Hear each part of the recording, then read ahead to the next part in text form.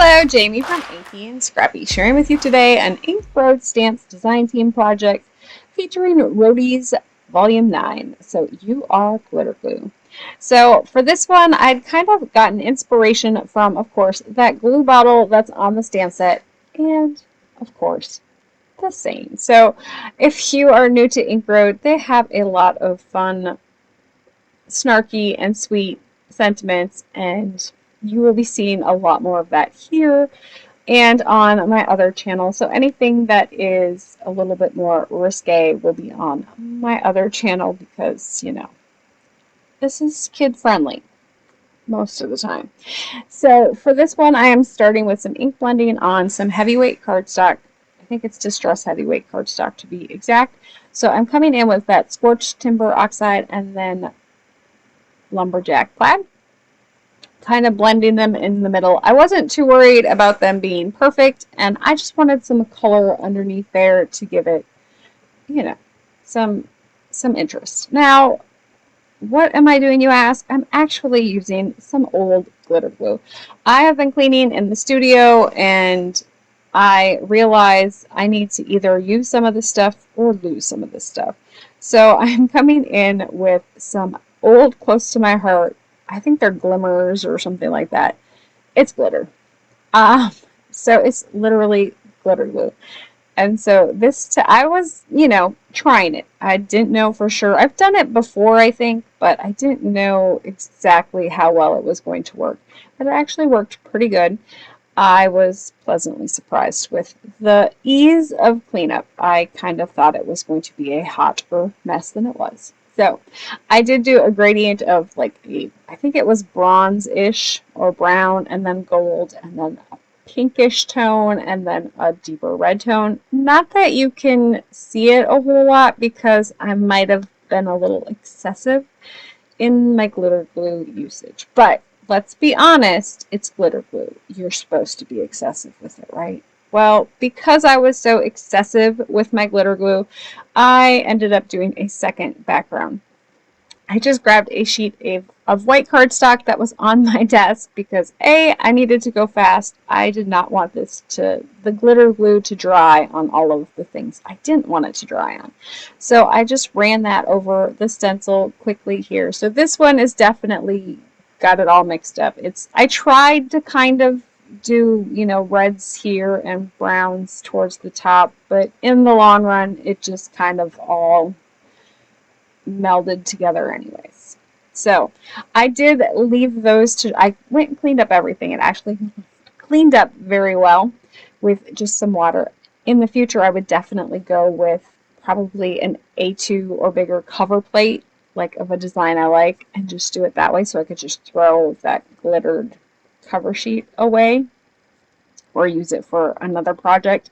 But that was hindsight, you know, after I had started. So I did come in with Brutus Monroe Aqua Pigments and just did a watercolor wash on that background sheet. I was kind of hoping the glitter glue was going to resist the watercolor and kind of make, you know, so they would have been white under it, but it didn't work that way. It still turned out fine. It actually looks a lot like my first one. So both of those are options for doing your glitter glue over the top. So for my glue bottle, because I don't have a glue bottle die cut in my stash, I had to get a little bit creative.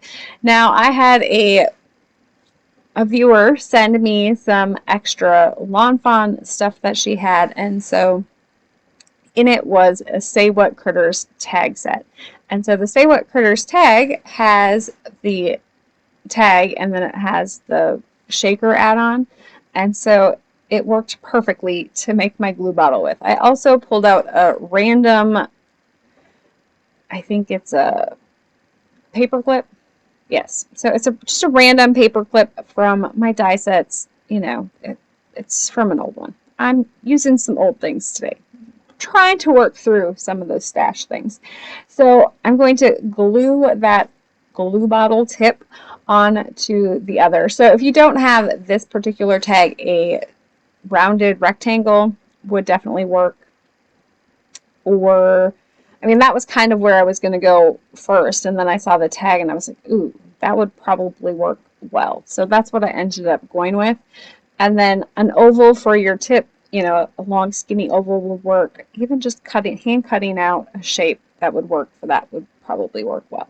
So I did end up cutting the top off of the tag there. I will cover up that little hole later on. I wasn't overly worried about it at this point because I figured worst case scenario, I could definitely just add some glue, glitter glue on top of it. So for this one, I ended up doing two, right? So for the second one, I decided to just do a regular glue, but you know, not a shaker tag. So I just did a regular one, and I ended up coming in with some brown glitter cardstock here. And then I'm going to cut it at an angle so I can put my bottle at an angle. I don't know if it was smart at that point. That was in my head. I probably should have figured out my layout before I did this, but you know, that's hindsight, right?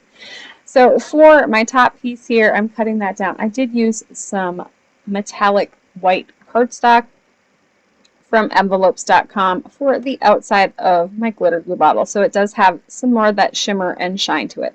Now for this one, I had made my bottle tip a little bit too high up. I will come in later and fix that. You will see.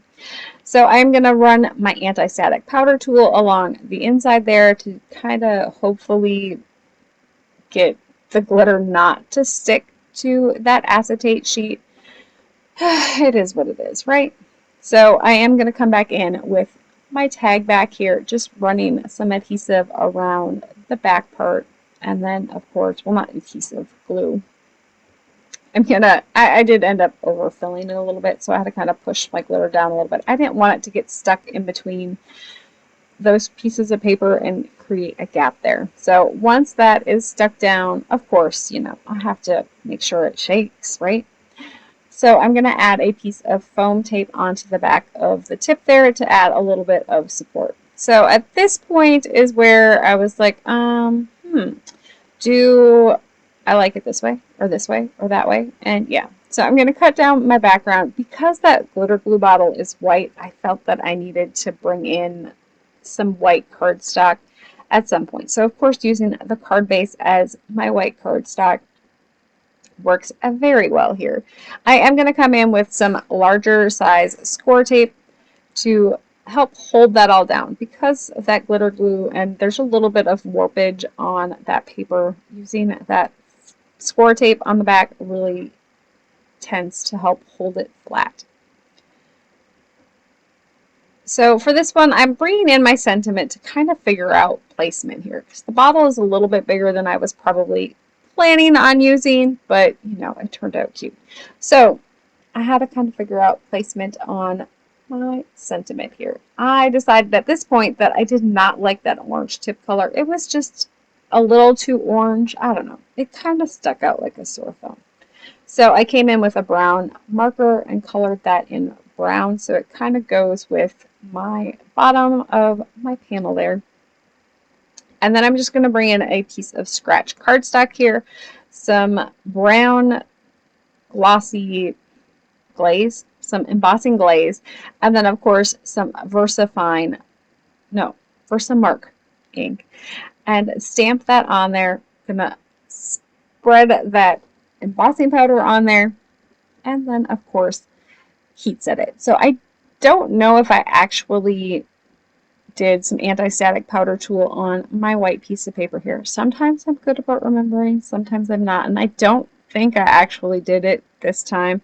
So I think my second one had a little more over stickage of embossing powder, which was fine. I did 2 of them, and then I did a third one as well because that first one just wasn't, that second one and the first one wasn't the greatest, and so I did a third one just to make sure I had 2 that were workable for my cards here.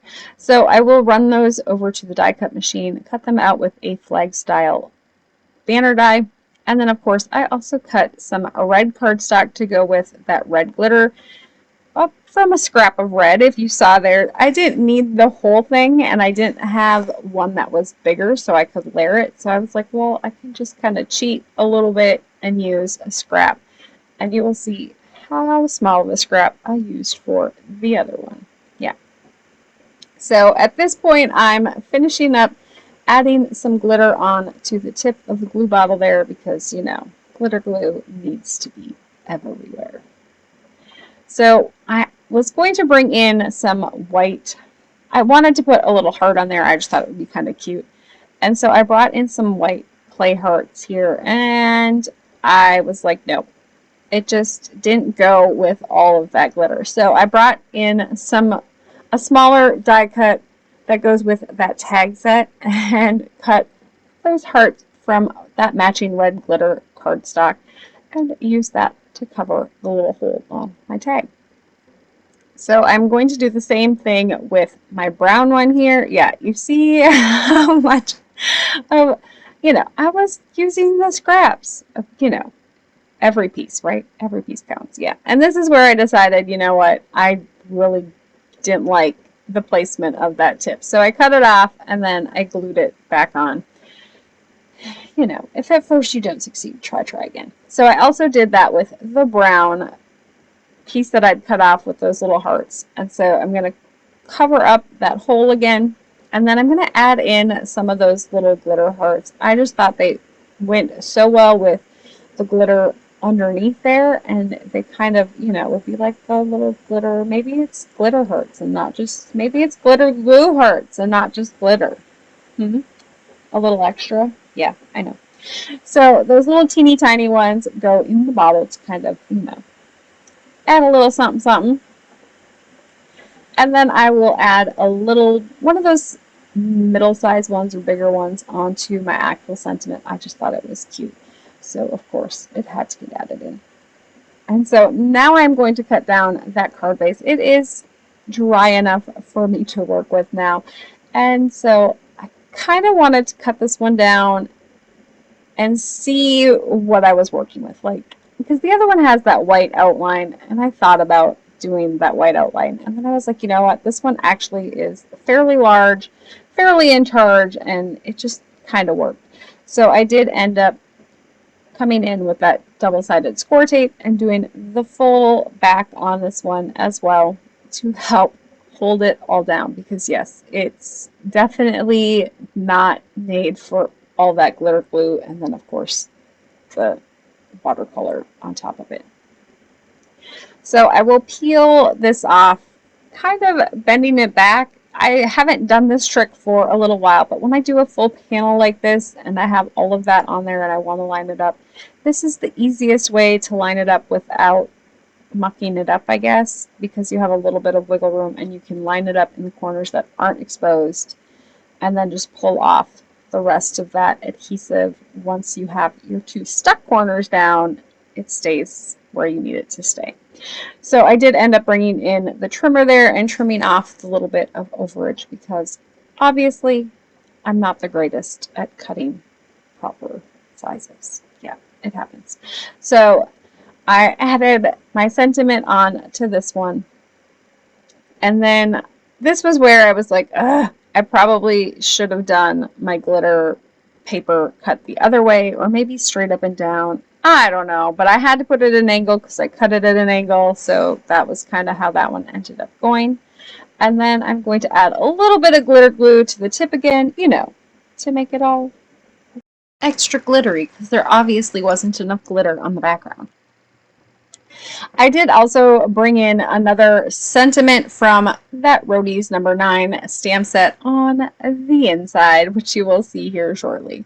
So there is it without it being shaken, with it being shaken, and then of course the other bonus one. So which one do you like better? The Distress Oxide blended background, the watercolor blended background? Yes, stop trying to please everyone. You don't even like everyone.